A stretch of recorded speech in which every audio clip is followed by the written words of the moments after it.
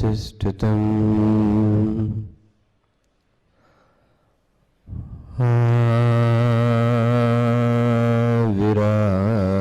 विरावीर्मैदी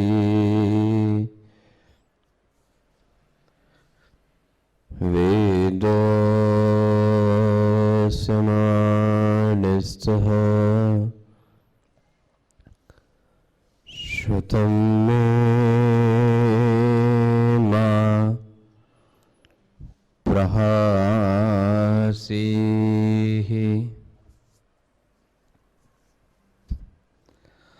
अनेनाधीतेन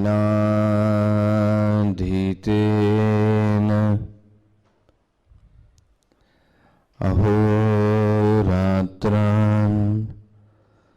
संदधामि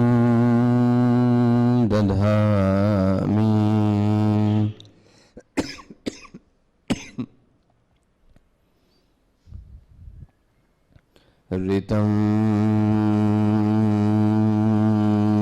वदिष्यामि सत्यं वदिष्यामि तन्मामवतु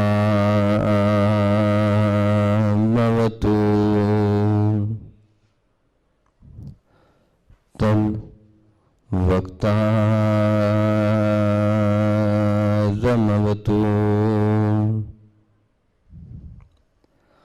अवतु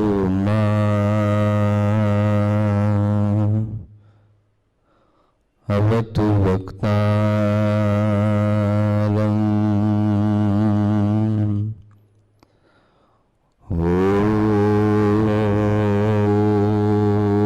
ॐ शान्तिः शान्तिः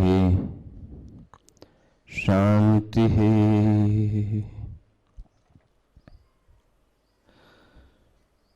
शङ्करं शङ्कराचार्यं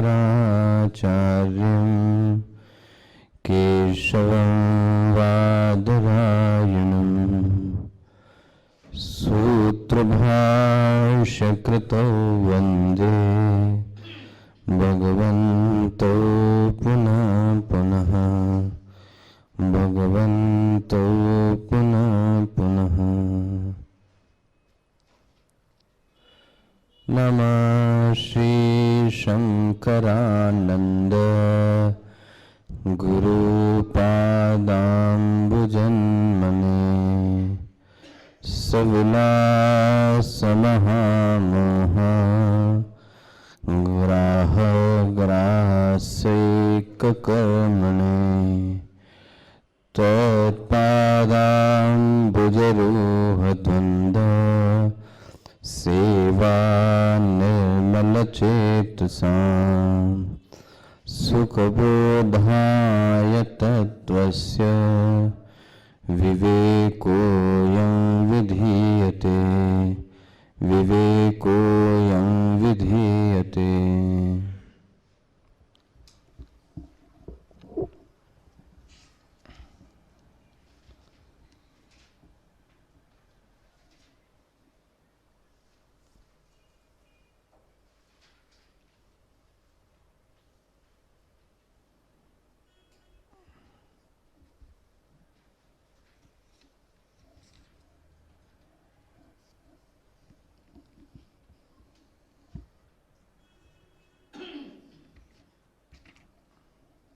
तिरालीसवें श्लोक से निर्जगद्व्योमद्रष्टुं चे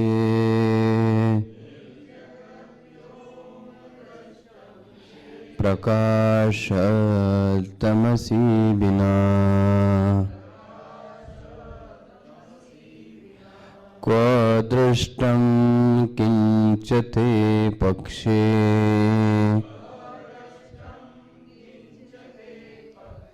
न प्रत्यक्षं वियत् खलु सद्वस्तु शुद्धं तस्मात् आविर्निश्चितैरनुभूयते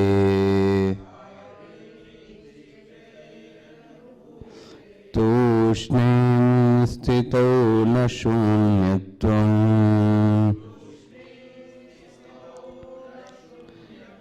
शून्यबुद्धेश्च वर्जना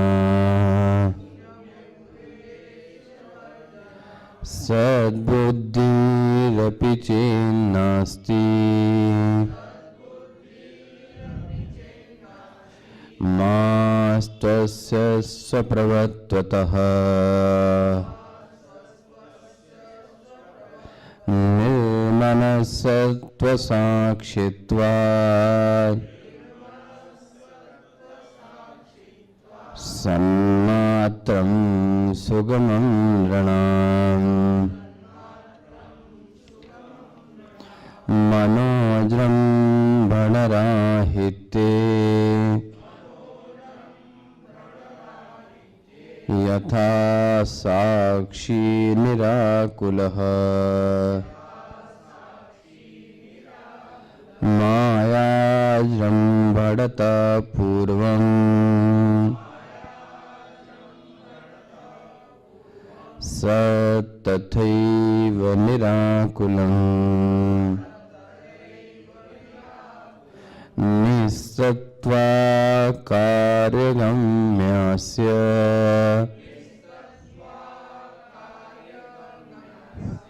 शक्तिर्मायाग्निशक्तिवत्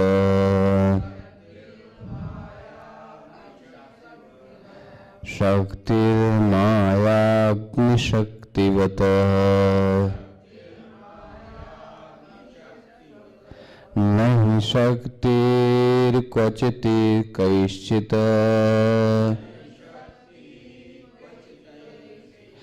बुध्यते कार्यत पुरा न सद्वस्तु स्वता शक्तिः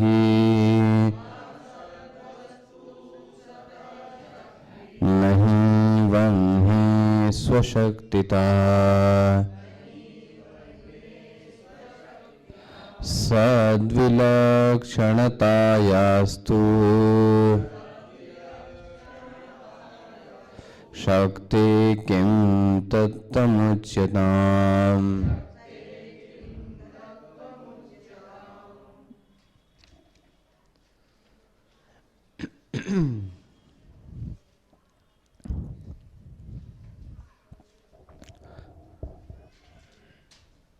जिस प्रकार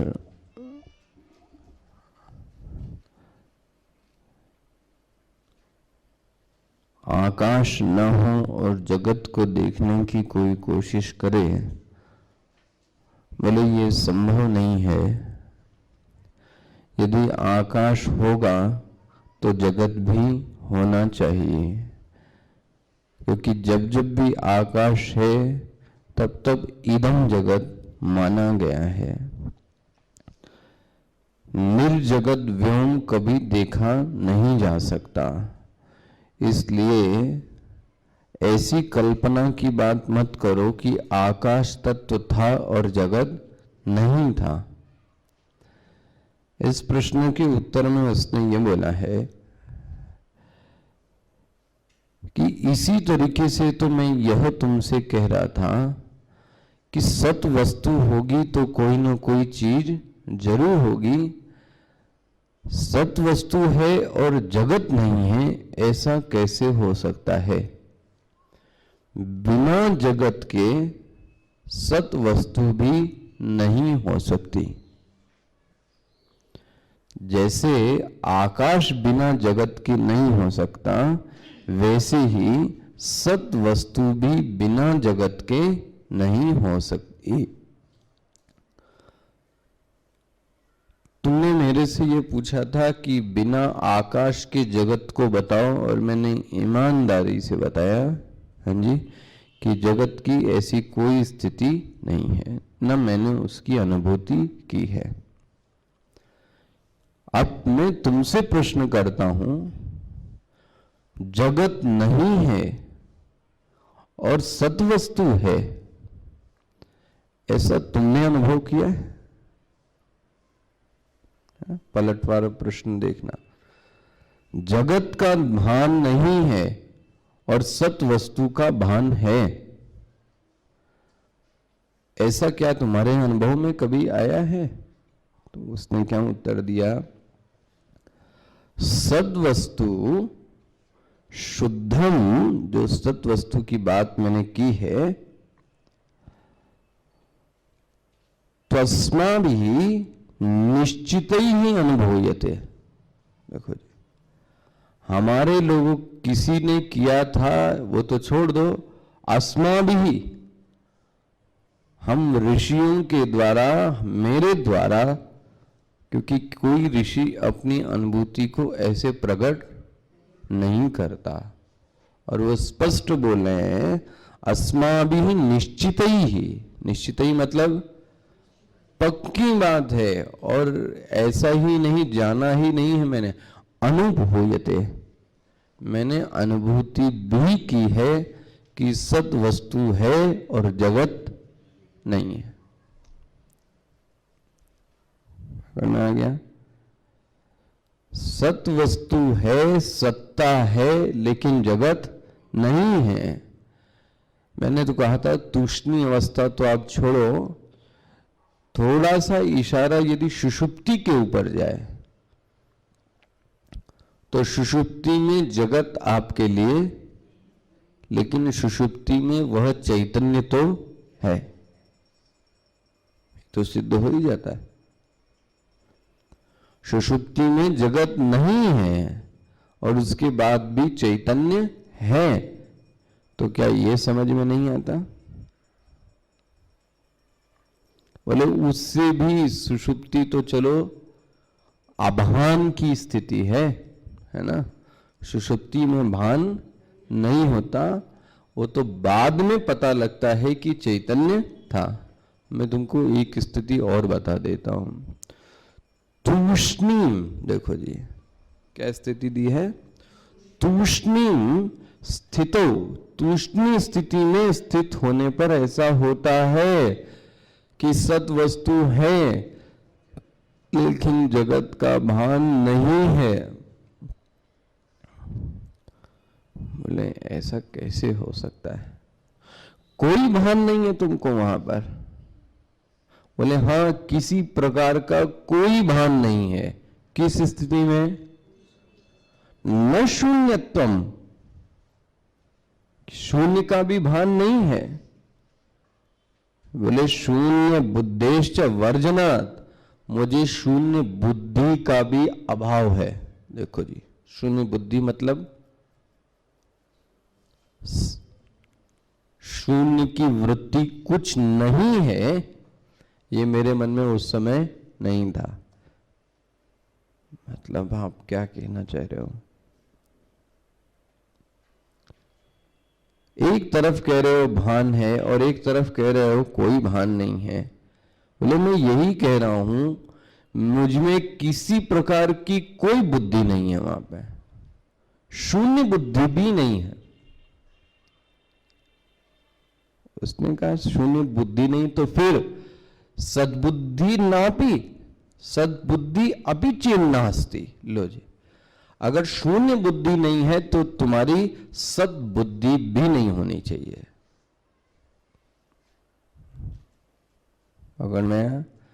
अगर शून्य की वृत्ति नहीं है तो फिर सत्य की भी वृत्ति नहीं होनी चाहिए।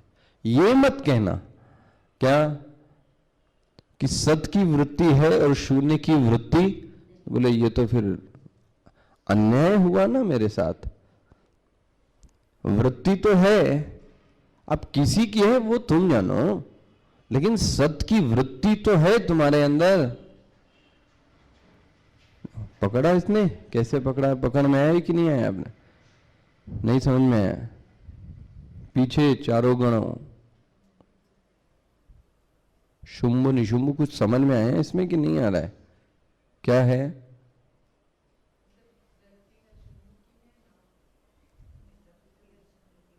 हाँ, आशा में नहीं समझ में आया।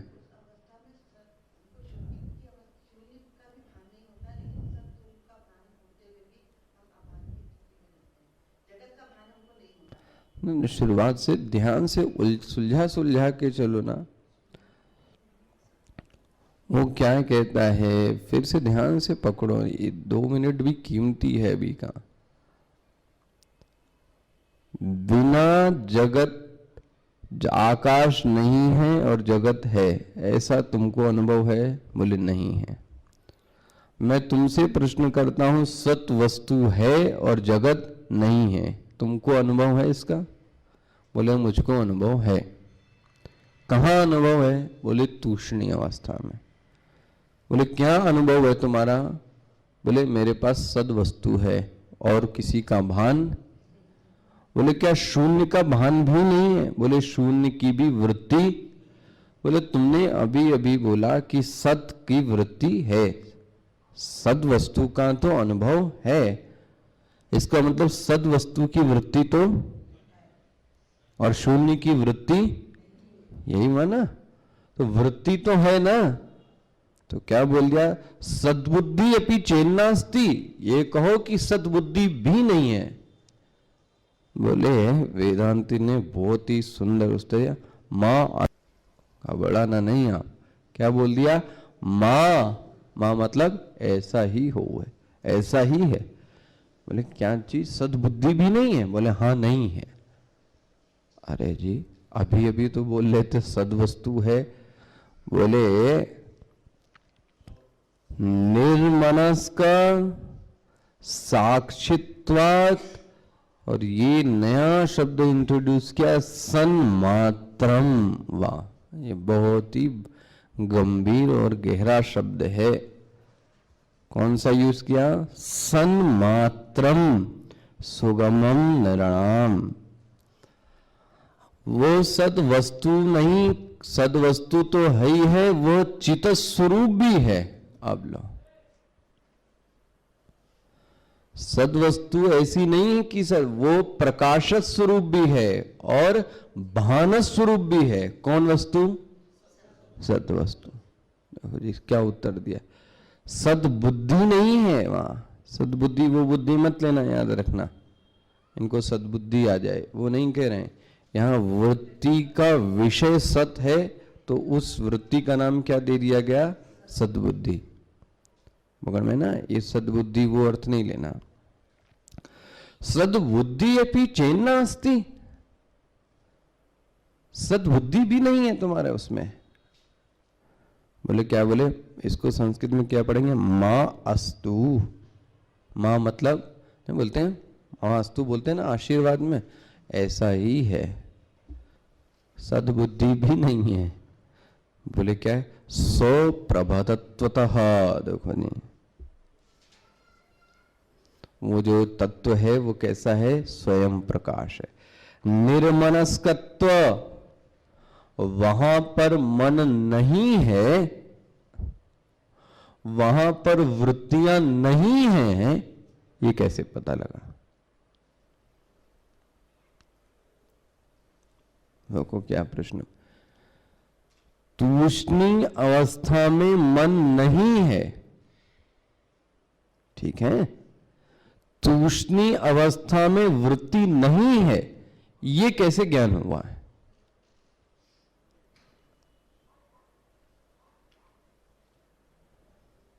मतलब ध्यान से समझना, इस कमरे में कोई नहीं है।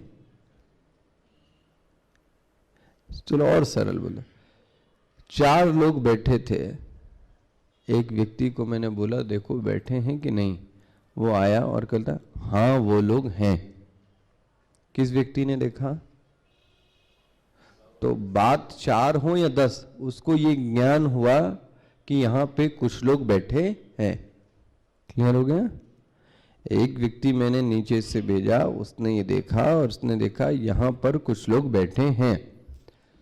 मैंने रात में भेजा, देखो बैठे हैं, वो क्या कहता है? वहां पर कोई, ठीक है, तो बैठे हैं और नहीं बैठे हैं ये तो एक वृत्ति हुई, विषय है, कितने बैठे, कौन बैठे, हमें इससे लेना देना है या नहीं? बोले नहीं है। वहां पर नहीं है, यह ज्ञान कैसे हुआ?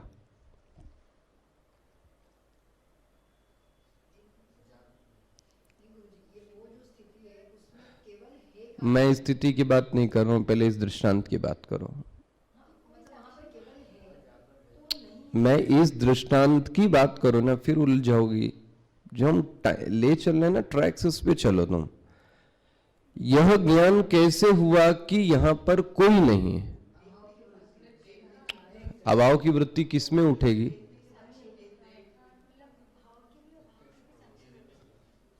सोचो जरा ध्यान से। यहां पर कोई नहीं है, इसका कोई ना कोई साक्षी, तभी तो ज्ञान हुआ। जब था तब भी साक्षी, इसलिए वैल्यू नहीं दी आपने क्योंकि लोग थे। ठीक है, साक्षी की अनुभूति जब वृत्तियां रहती हैं, और मैं कहूंगा राग और द्वेष की वृत्तियां रहें, तो हमें उसका भान, तो हम उसको फेंक देते हैं साक्षी। और जब कोई नहीं बचा तो हम क्या देखना चाहते हैं? साक्षी।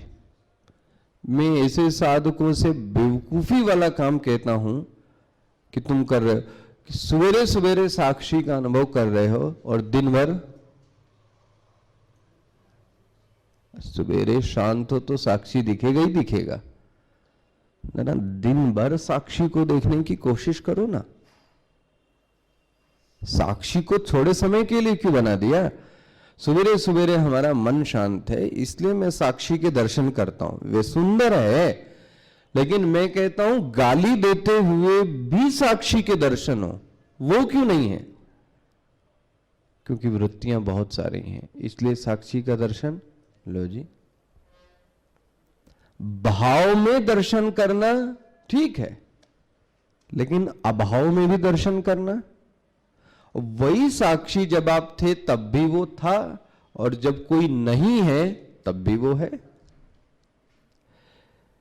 कोई नहीं है, इस ज्ञान के लिए किसी साक्षी का होना अनिवार्य है। एक स्थिति बना लें कि साक्षी नहीं है, ठीक है, तो ये ज्ञान कैसे हुआ?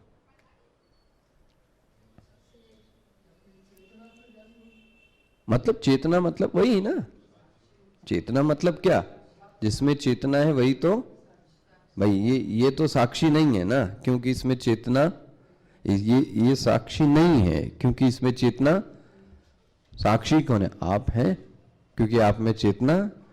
तो सीधी सी बात है, जिसमें चेतना है वो। ट्रैफिक पुलिस वाला कहता है कि यहां से कोई गाड़ी पास नहीं हुई। ये कैसे पता कि कोई गाड़ी नहीं पास हुई?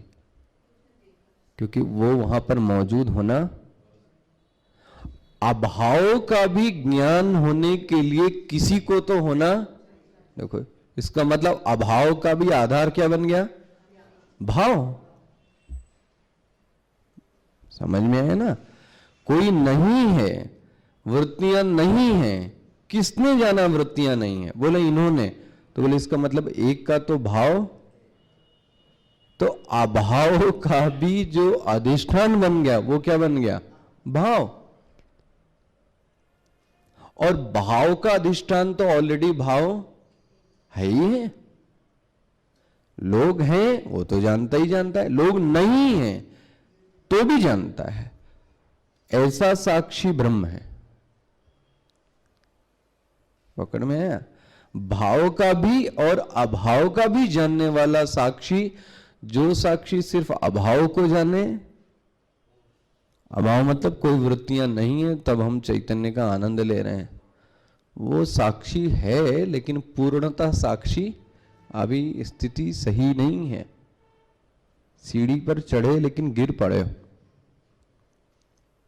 पकड़ में नहीं मानती कहां पे हमें पकड़ना है साधकों। शायद क्या ये सवेरे सवेरे ध्यान करना अच्छी बात है, मैं भी करता हूं, लेकिन वह ध्यान सिर्फ सवेरे तक ही सीमित क्यों रह गया? वह जो दृश्य है, वह जो विचार है, जो वह भाव है, वह सिर्फ 1 घंटे के लिए है बस। बाकी 23 घंटे की साधना क्या हुई? वेदांत की साधना सिर्फ आधे 1 घंटे के लिए है क्या? फिर वह साक्षी का अनुभव इस भीड़ में क्यों नहीं कर पाते? वह साक्षी का अनुभव विषम परिस्थितियों में क्यों नहीं करते? जब परिस्थितियां हमारे सामने विषम हैं, और अच्छी सी बात है, ये सामने वाला आपको मंगलाचरण कर रहा है और आप उसमें जरा साक्षी देखो, बोलो जी, देखो साक्षी। नहीं, सवेरे सवेरे देखा था साक्षी, फिर शाम को कहां चला गया? इसका मतलब शाम को चला गया तो वह साक्षी नित्य? तो अज्ञानी हो तुम बहुत बड़े।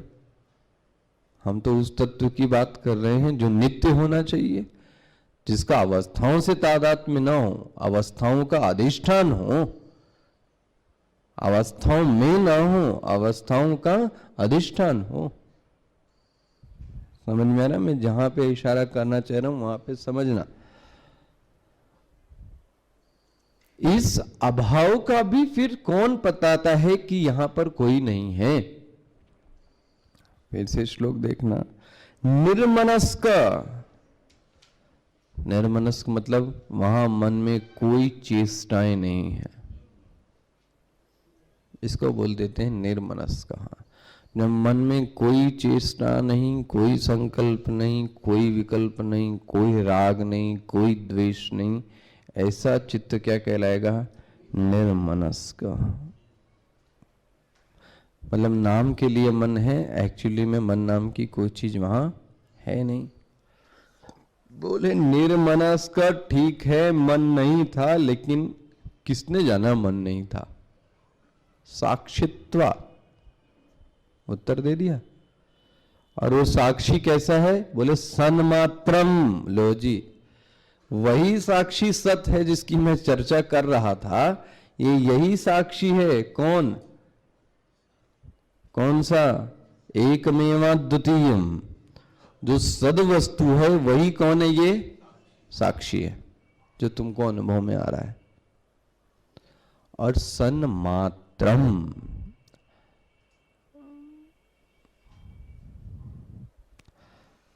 एक होता है सद और एक होता है सन्मात्र। आपने सुना ना, एक चित है और एक चिन्ह मात्र।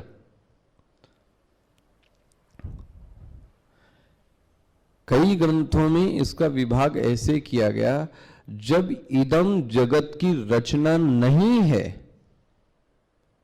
और वह तत्व है, तो उस तत्व को क्या बोलेंगे? सन्मात्र। सन्मात्र से यह इंगित हो गया कि इदम जगत की रचना अभी नहीं है। किस शब्द से? सन्मात्र, चिन्ह मात्र।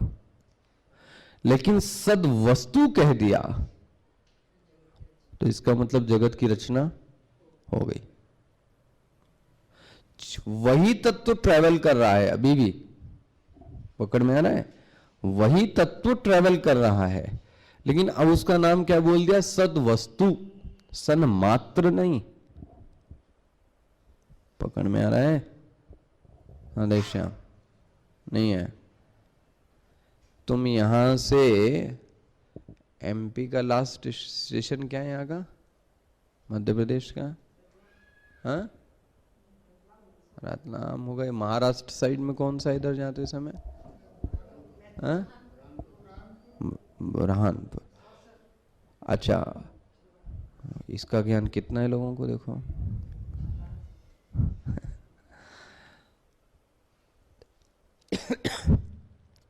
आपका नाम एमपी पड़ गया था, है ना? ये इंदौर ही पड़ गया। लेकिन जैसे आप महाराष्ट्र की सीमा में पड़े तो आपका नाम क्या पड़ गया? मराठी पड़ गया। तमिल की सीमा में पड़े तो क्या नाम पड़ गया? तमिल। लेकिन व्यक्ति कितने हैं? वही तत्व जब जगत की रचना नहीं है, वही तत्व जगत की रचना नहीं है, तब उस तत्व का नाम क्या है? सन्मात्र। और वही तत्व जब जगत की रचना हो गई तो उसका नाम क्या पड़ गया? सद्वस्तु। ये बहुत बारीकी का अंतर है। यहां पर शब्द क्या लिखा गया है? निर्मनस्क साक्षित्वाद सन्मात्रम, और बोले इसका अनुभव सुगमम निर्णाम। लो जी, बहुत सुगम से मैंने इसका अनुभव किया है। निर्णाम मानो साधकों, सुंदरता से मैंने इसका अनुभव किया है। किसका? सन्मात्र का अनुभव किया है। क्लियर हो रहा है? क्या बोलना चाहिए? को इसकी पढ़ेगी, पढ़े नरों हिंदी ट्रांसलेशन। वस्तुओं व्यक्तियों के लिए, मनुष्य न जो शब्द बना है ना, नर, तो उसी से क्या बना है? नृणाम, मनुष्यों के लिए बोला है। मतलब यह अनुभव मनुष्यों को सहज हो सकता है। किसका? सन्मात्र का। यदि कहो कि तृष्णीय अवस्था में सद वस्तु का भी बोध न होगा तो वो भले ही न हो, किंतु सत स्वयं प्रकाश स्वरूप। देखो पहले क्या बोला? सद वस्तु का बोध ना हो, तो उन्होंने क्या बोला? भले ही ना हो। किसका बोध? लेकिन सत स्वयं प्रकाश स्वरूप है। प्रकाश स्वरूप मतलब किसी को और जानने की अपेक्षा वो खुद ही कैसा है? प्रकाश स्वरूप। यह तृष्णीय अवस्था का साक्षी होने के कारण मनुष्यों को सहज अनुभव गम्य है। व्याख्या। और प्रश्न यह है कि तृष्णीय अवस्था में बुद्धि वृत्तियां न रह जाने के कारण न शून्य का बोध होगा और न सत का बोध होगा। यह फिर कैसे कहा जा सकता है कि उस अवस्था में सन्मात्र शेष रहता है? और मैं क्या? तूषणी अवस्था में कोई वृत्ति, न तो शून्य की वृत्ति है न तो सत की, तो कैसे कहा जाएगा कि वहां कोई है? क्योंकि वहां पर कोई वृत्तियां, इसके समाधान में कहते हैं कि तूष्णीय अवस्था में बुद्धि लय हो जाने के कारण सत पदार्थ का बोध भले ही न हो, किंतु स्वयं प्रकाश स्वरूप सत बिना बुद्धि की अपेक्षा रखे हुए भी अपने को वाह, साक्षी को बुद्धि की कोई अपेक्षा, साक्षी को किसी वृत्ति की भी कोई अपेक्षा ध्यान रखना। वही साक्षी असली है जो बिना वृत्तियों के भी आपके साथ होवे। हम और आप साक्षी कब देखते हैं? जब वृत्तियां है। जब वृत्ति नहीं है तो गोल, वो साक्षी असली साक्षी नहीं है, है ना? साक्षी वो ब्रह्म तत्व है, जब वृत्तियां हैं तब भी है और जब वृत्तियां नहीं हैं तब भी है। लेकिन ज्यादातर लोग साक्षी का अनुभव तभी करते हैं जब वृत्तियां होती हैं। समाधि की उत्थान अवस्था में यह स्मृति होती है कि मैं अभी समाधि में था और मेरा मन संकल्प विकल्प रहित था। उत्थान अवस्था मतलब होता है समाधि से बाहर आने के बाद, है ना? समाधि से बाहर आने के बाद यह स्मृति होती है। देखो जी, ध्यान से देखना, स्मृति हो रही है। ये कुछ और नहीं बोल रहा है, प्रत्यक्ष ज्ञान और ये सब नहीं। स्मृति होती है कि मैं समाधि में था और मेरा मन संकल्प और विकल्प रहित था। ये क्या है? स्मृति है, याद रखना। इसको ज्ञान की कोटि में नहीं डालेंगे। किसकी कोटि में? स्मृति है ये। हाँ, तो वृत्ति के बाद, वहां वृत्ति कोई नहीं थी। इसी से तो ये स्मृति से पता करेगा कि मैं शांत था और मेरी कोई वृत्ति, मुझे कोई ज्ञान, तो इसका मतलब कोई एक ऐसी स्थिति थी जहां पर कोई वृत्ति। ये भी किससे पता चला उसको? हाँ, स्मृति में तो वृत्ति रहेगी ना भाई। सोने पर भी तो आपको बाद में क्या आती है? तो नींद में कोई वृत्ति तो लेकिन सोने के उठने के बाद क्या पता लगता है कि मैं सुख से, क्या उस समय वृत्ति थी सुषुप्ति में? लेकिन बाद में उसकी स्मृति आई। तो अभाव की भी स्मृति हाँ हो सकती है। किसकी स्मृति का विषय यह है जो मैंने अनुभव पकड़ में, लेकिन उस समय वह उसको व्यक्त, अब वो अंदाज लगा रहा है। जैसे आप नींद में, तो आपकी नींद पूरी हो गई तो आपकी आंखें अच्छी सी हैं, रिलैक्स हैं, मन फ्रेश है, ताजगी है, तो आप क्या अनुमान लगाते हो कि मेरी नींद अच्छी हुई होगी, तभी मैं कैसा हूं। ये क्या लगाया आपने, है ना, स्मृति की कि नहीं की? अच्छा, सोए उतनी देर लेकिन उठने के बाद कुछ फ्रेश नहीं लग रहा है, तो आप क्या अनुभव लगाते हैं? सोया जरूर था लेकिन ऐसा लग रहा है कि मैं सोया क्योंकि मैं फ्रेश हुई नहीं। ये क्या है? आपकी स्मृति। स्मृति करता और अनुभव करता तो एक ही होता है। यदि इस ज्ञान का साक्षी समाधि में न हो तो उसके बिना उत्थान अवस्था में स्मृति कैसे हो सकती है? साक्षी ही सत तत्व जैसे सूर्य स्वयं प्रकाश स्वरूप है तथा जगत को भी प्रकाशित करता है और उसे प्रकाशित करने के लिए दीपक की अग्नि की आवश्यकता नहीं है, उसी प्रकार सत भी चेतना का प्रकाश पुंज है, उसे प्रकाशित करने के लिए इंद्रियों आदि की आवश्यकता। सूर्य को देखने के लिए किसी दीपक की जरूरत तो, क्योंकि सूर्य कैसा है, तो उस साक्षी को जानने के लिए किसी वृत्ति की जरूरत, क्योंकि वो स्वयं कैसा है। इसी को मैं बोला था फल व्याप्ति। अहम तो खुद कैसा है, प्रकाशस, तो अहम को जानने के लिए कोई वृत्ति की जरूरत, पकड़ में आया? अहम को जानने के लिए वृत्ति की जरूरत, उल्टा इसी वृत्ति के जरिए से सबको, है ना, अहम वृत्ति के जरिए से ही सबको। लेकिन अहम को किस वृत्ति से जानेंगे? क्योंकि अहम खुद ही क्या है। जैसे सूर्य को किससे जाने? सूर्य तो खुद ही क्या है। ये तो नहीं कहोगे कि दीपक लेके सूर्य को देखो। दीपक लेके सूर्य को देखने का मतलब क्या हुआ? प्रकाश स्वरूप को आप अपने छोटे से दिए से, तो उस अहम जो प्रकाश स्वरूप है उसको वृत्ति से देखने की जरूरत, वो सारे तर्क हैं।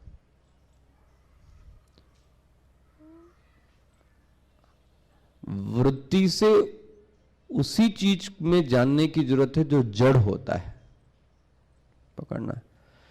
जो चैतन्य है उसको वृत्ति से क्या जानोगे? वो खुद ही क्या है? बोलो जी, चैतन्य। चैतन्य स्वरूप है। जो चीज जड़ है उसके लिए क्या बनानी पड़ेगी? आप खुद स्वयं क्या हो? हैं? आप स्वयं में क्या हो? चेतन। तो आपको अपने जानने के लिए तो, ये देखो दर्शन ऐसा है कि ऐसा हिप्नोटाइज कर देता है, वही शब्द बुलवाता है। आप स्वयं क्या हो? चैतन्य। तो अपने स्वयं को जानने के लिए किसी और चीज की जरूरत, लेकिन अपने हाथ को जानने के लिए, क्योंकि हाथ कैसा है, मन कैसा है, बुद्धि कैसी है, इसके लिए तो वृत्ति की जरूरत है, पकड़ में।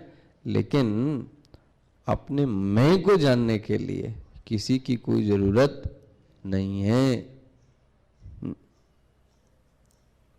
हाँ जी, आगे ये भी श्लोक पढ़िए। कौन पढ़ेगा? पढ़िए शिवांगी में।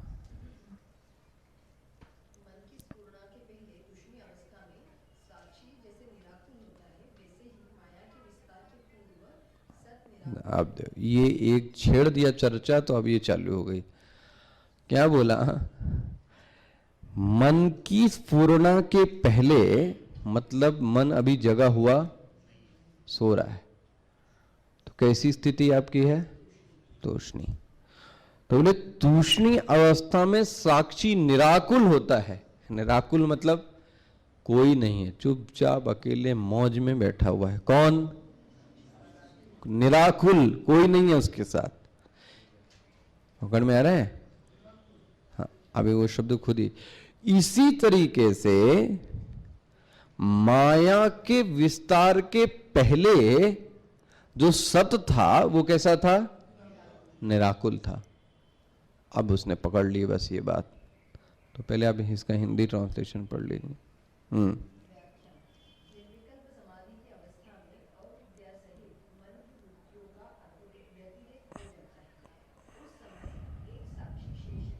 वह स्वयं प्रकाश चेतना है, उसमें किसी प्रकार का विक्षेप, नानात्व या ज्ञाता ज्ञेय भेद नहीं होता। यही उसका निराकुल रहना है।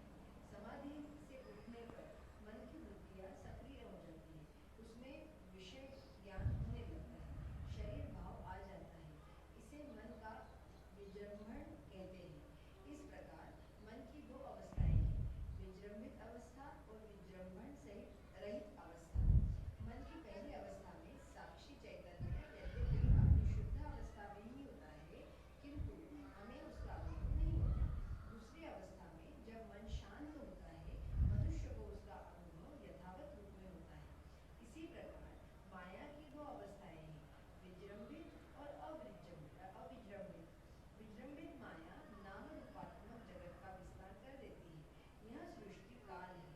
इस अवस्था में हमें जगत ही दिखाई देता है, यद्यपि सद भी अपने निराकुल रूप में विद्यमान है, किंतु हम उसे देख नहीं पाते हैं। माया विजृंभण समाप्त हो जाने पर एकमात्र सत ही शेष रहता है। उस अवस्था में वह निराकुल रूप में जाना जा सकता है। भगवान में क्या कह रहे हैं? विजृंभण मतलब फैलाव, विस्तार। ये यही कहना चाह रहे हैं, जैसे आप ऐसा समझो, आप भी सुषुप्ति में कैसे थे? निराकुल थे, नहीं थे? कोई था वहां पे? ज्ञाता, ज्ञान, ज्ञेय कुछ था?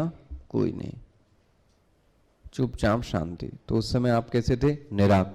लेकिन उठते ही क्या हो गए? आकुल व्याकुल सब हो गए कि नहीं हो गए? परेशानियां कब आ गई? उठते ही आ गई। और सोते ही सब परेशानियां क्या हो गई? चली गई। तो जब जगत सृष्टि नहीं थी, उसके पहले जो साक्षी था उसका नाम क्या दे दिया? निराकुल। और अब क्या हो गई है? इसके साथ कौन जुड़ गई है? माया। पकड़ में आ गया? अब देखो एक नया कॉन्सेप्ट जोड़ दिया। क्या चीज? माया। अब उसके मन में ये बोला, यस यस यस यस, मुझे प्रश्न है, ये माया कहां से पैदा हो गई? अभी तक तो आपका सत तत्व चल रहा था और आपने यही प्रतिपादन कर रहे हो आप कि सत तत्व सजातीय भेद नहीं है, विजातीय भेद नहीं है, स्वगत भेद नहीं है, यही सिद्ध कर रहे थे। अब ये माया कहां से पैदा हो गई? यदि ब्रह्म के साथ माया है तो फिर कौन सा भेद हो गया? स्वगत भेद हो गया, सजातीय भेद भी आ गया, और लो जी। तो बोले आपने माया कहां से बोल दिया? ये माया कहां से आ गई? बोले अभी अभी आप तो सततत्व का प्रतिपादन कर रहे थे। देखो इसलिए बोलते हैं कुछ भी नहीं बोलना चाहिए दर्शन में। अगर सही वकील भी होता है तो क्या करता है? तुरंत आपके शब्द को क्या कर लेता है? पकड़ लिया। एक भी अगर आपने कुछ शब्द बिना सोचे समझे दर्शन में बोल दिया, और हम और आप बड़े फ्री रहते हैं, कुछ भी बोल देते हैं, उसने तुरंत वो शब्द क्या कर लिया? पकड़ा। माया शब्द कहां से बोला? बोले माया शब्द जोड़ने से सजाती, विजाती और स्वगत भेद की व्याख्या दोबारा करो फिर आप, है ना? माया कहां से आ गई? अरे बोले तुम इतना क्यों परेशान हो रहे हो माया से? मैं समझाता हूं माया क्या है। और देखो माया बड़ी सुंदर समझाई है इसमें। इनकी बहन का नाम है माया, मुझे वो याद आ गई, माया स्वरूप। अच्छा जी, क्या है माया? बोले माया का पहला लक्षण है निस्तत्वा। लो जी, ये सब ध्यान से रख लेना। विशेषण क्या है माया का? निस्तत्व है वो। कहीं मैंने बहुत पहले पढ़ा था निस्तत्व का उदाहरण। जैसे ये केला होता है, केले का देखा है? केला ऊपर से लगता है बड़ा, है ना, उसका जो तना होता है, लेकिन उसका अंदर कैसा होता है पता है? खोखला। अंदर कैसा है वो? निस्तत्व। बाहर कैसा दिखता है? बहुत ठोस होगा, है ना, इसकी जो लेयर्स होती हैं देखने में क्या लगता है? ठोस। लेकिन अंदर से वो कैसा है? बोले माया ऐसे ही है, निस्तत्व, उसमें कोई तत्व नहीं है। अच्छा जी, माया को पहचाना किससे जाएगा? बोले कार्यगम्य। ये अच्छा एक टॉपिक है। माया को पहचानने का तरीका, कार्य से माया को जाना। ये कार्य हो गया, इसका मतलब माया ने ये कार्य, क्योंकि ये कार्य कोई कर तो ये माया ने ही। भगवान को भी घुमा दाने का काम कौन कर देती है? ये नहीं। विष्णु जी ने रूप धारण कर लिया और नारद जी जैसे लोग मोहित हो गए, ये काम कौन करेगा? ऐसा भी आता है पुराणों में, हालांकि ठीक नहीं है ये, कि विष्णु का वो मोहनी रूप देखकर शंकर ने भी अपना वैराग्य छोड़ दिया और वो उस स्त्री के पीछे भागने लगे। किस स्त्री के पीछे? अब विष्णु मन मन यही कह रहे थे, तुम पागलपन का काम करो, मैं विष्णु हूं, तुम तो समझो इस बात को। और वो किसके पीछे भागने लगे? और अपना सब वैराग्य छोड़कर उस स्त्री से बोले मैं विवाह करूंगा। कौन सी? ये मोहिनी। फिर भगवान ने प्रकट किया, मैं कौन हूं? विष्णु हूं। ये मेरी कौन थी? ये देखो, माया ने चक्कर में डाल दिया कि नहीं? अब ये कार्य हो गया, इसको कैसे पहचाना? माया ने। ऐसा कार्य कौन कर सकती है? इसलिए यहां पे पता नहीं आया नहीं, एक शास्त्र में अघटित घटना पटीयसी, ये लक्षण है। अघटित घटना पटीयसी, जो अघटित, अघटित मतलब घटित नहीं हो सकती, उसको जो घटन में बदल दे, वो कौन है? माया। अघटित होने वाली घटना को भी घटित करने की सामर्थ्य जिसमें है, वो कौन है? माया। और आपने अभी देखा ना, जो नहीं हो सकता शिव जी के साथ, वो भी ये माया कर सकती है।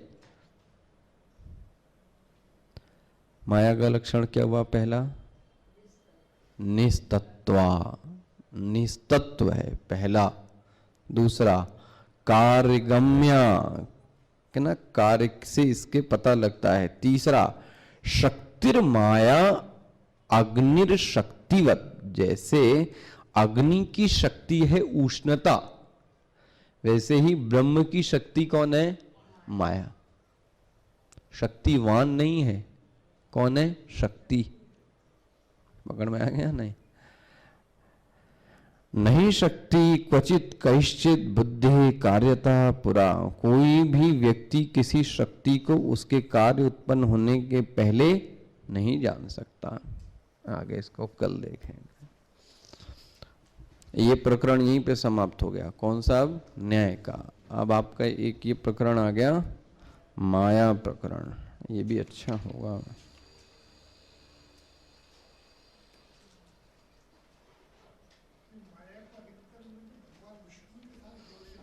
कल बोलूंगा। माया के विभिन्न रूप हैं। विद्या माया भी बोलते हैं और अविद्या माया भी बोलते हैं।